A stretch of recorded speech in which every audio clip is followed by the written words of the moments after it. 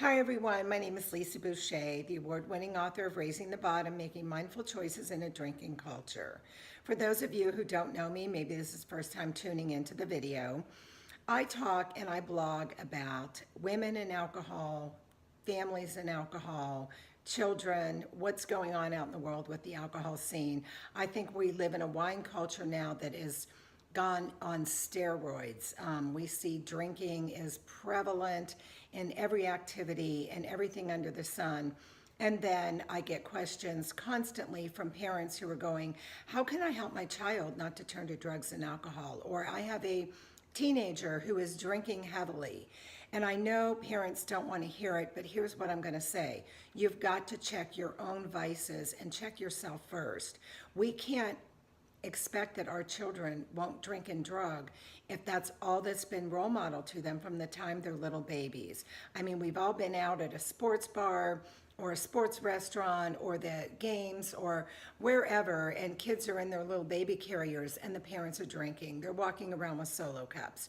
This continues on through their toddler years on into their grade school and high school years. So there should be no surprise by anyone when their child at 12, 13, 14 starts drinking alcohol.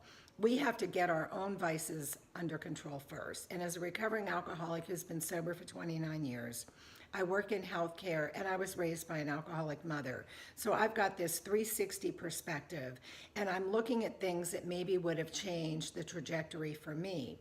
I quit drinking in my late 20s because I didn't want to go to where my mother went. She hit a very low bottom. She too was a registered nurse, and it didn't.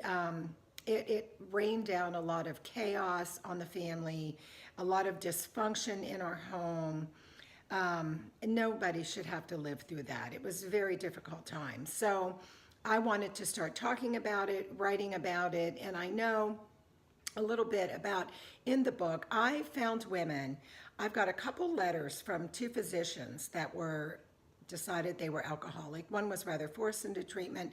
The other one was a surgeon who came home from work every night and she found herself pouring a bottle of wine, drinking a bottle of wine, pouring a glass of wine, and she decided that she had a problem and she wanted to address it. Now that is just amazing when someone like Caro, or when I was in my late 20s, decided before the bottom fell out, before I ruined my kids and, was on my third marriage, that I decided to quit drinking.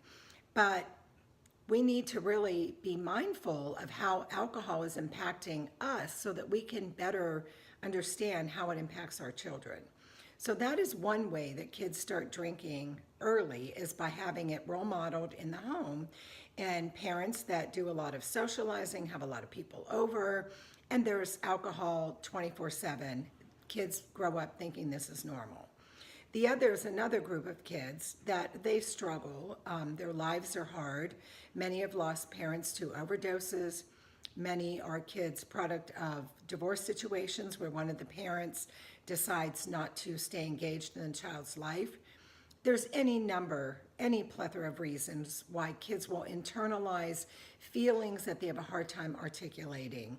And these kids feel a lot of rejection when primarily a parent leaves their lives. So we need to stay in our children's lives, whether we're with a spouse or not, and we get divorced. We can't divorce our children. That sticks with them for the rest of their lives, and they will never feel that they were good enough. And they internalize this is why that parent left. There's another group of kids that are raised in horrible situations. They're in and out of foster care. These kids have a very high rate of addiction because they have so much pain, and the only way to get through their pain is they turn to drugs and alcohol. And for most people, when you have a lot of emotional pain, you find that drink or that drug that all of a sudden when you ingest it, you feel different. This is how addiction often starts. Then there are the people that are raised in amazing homes with amazing parents, and they still turn to addiction. But we can't forget the genetic predisposition could be there. Maybe if there's not alcoholism in the parents, perhaps somewhere in the family tree there is. So it's a difficult disease. It's a complicated disease, but the best thing again, that we can do for our children is to get our own vices under control, stop role modeling bad behavior, drunk moms, drunk dads, kids that see their parents staggering around, kids that wake up. I know a lot of affluent families that they have a lot of means, and so they have a lot of parties, and the parties just don't seem to end, and the people end up spending the night. And you see, Porsches and Mercedes that have been in the same spot for 2 days in this big house. Well, kids can be very uncomfortable with waking up to strangers in the home. And this is another thing that it's very selfish of parents to not realize that your home is supposed to be your safe space. And no child wants to wake up, whether you're in an affluent home or an inner city neighborhood. Children do not want to wake up to strange men and strange women in their houses. So here again, it goes back to the parents. What are we role modeling? What are we showing our kids? And are we putting a fuel of, building the fire beneath these difficult emotions that they can't handle, and then they turn to drugs and alcohol?